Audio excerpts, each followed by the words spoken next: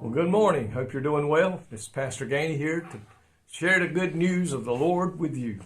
And I pray that you're looking for a great day in the Lord. And I want to talk to you today about Second Chronicles chapter 21. And I'm going to start at verse 1 and go down a few verses. And it said, "It came to pass after this also that the children of Moab and the children of Ammon, and with them other beside the Ammonites, came against Jehoshaphat to battle. Then there came some that told Jehoshaphat, saying, There cometh a great multitude against thee from beyond the sea on this side of Syria. And behold, they be in Hazatamar, which is Engedi. And Jehoshaphat feared and set himself to seek the Lord and proclaim a fast throughout Judah." Now we see here, he heard the message. They're coming to battle and attack us.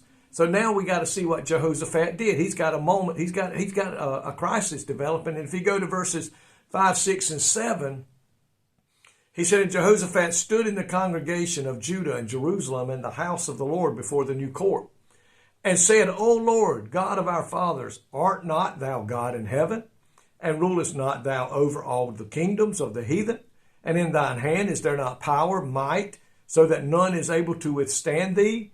Art not thou our God, who didst drive out the inhabitants of this land before thy people Israel, and gavest it to the seed of Abraham thy friend forever?" Okay, now what's he doing now? You know what he's doing? He's praising the Lord, and he's reminding the Lord the promises that he made and the things he had done in the past to Abraham and to the children of Israel. And that's what praise is. It's a celebration of what God has already done for us. We're thanking him for healing our kids when they were sick, meeting a financial need in our life. Maybe whatever the need may be, God has met it. God's protected us. God has blessed us. And Jehoshaphat faced this difficulty, and it said he feared. Jehoshaphat, he was scared. He was afraid. But he praised God. He praised him for what he had already done to the nation, his faithfulness, by recalling his promises, mentioning them to God. And when we respond the same way as he did, we too can proceed with courage against whatever it may be that is coming against us. The Israelites knew their protector. They knew who was the one that protected them, the one who brought them through the Red Sea, the one who brought them across the desert. And they realized what he had done. They trusted him, that he had a plan of how to win this battle against this enemy that was coming to them. And you and I today, if we've been serving the Lord for a length of time, there's been times we've had to call on him in the midst of trouble and in the midst of a storm, in the midst of uncertainty of what was going on around us. When we began to bring to our mind the things that God has already done, and we begin to remind God of the things he's done in our life. And not only that, but remind him of what we have read in his word, how he delivered many times the children of Israel, many times his apostles, his prophets, the many people in the word of God that he has delivered from troubles and trials, that he can still do the same for us today.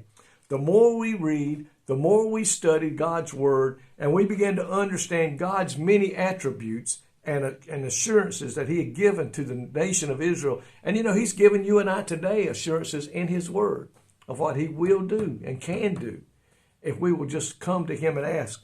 When the difficulties come, what you and I must first do is get our eyes off of whatever it may be and put our eyes on Jesus Christ and turn it over to him.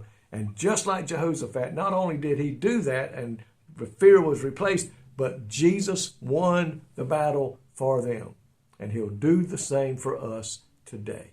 Thank you, Lord, for your many promises. Thank you for all that you've done and for us, that you're doing now and that you're going to do. God, we know today, with you, no way can we lose. And we thank you for that promise today. In Jesus' name, amen. My folks, listen, I pray God will bless you today in a mighty way and you have a great day in the Lord.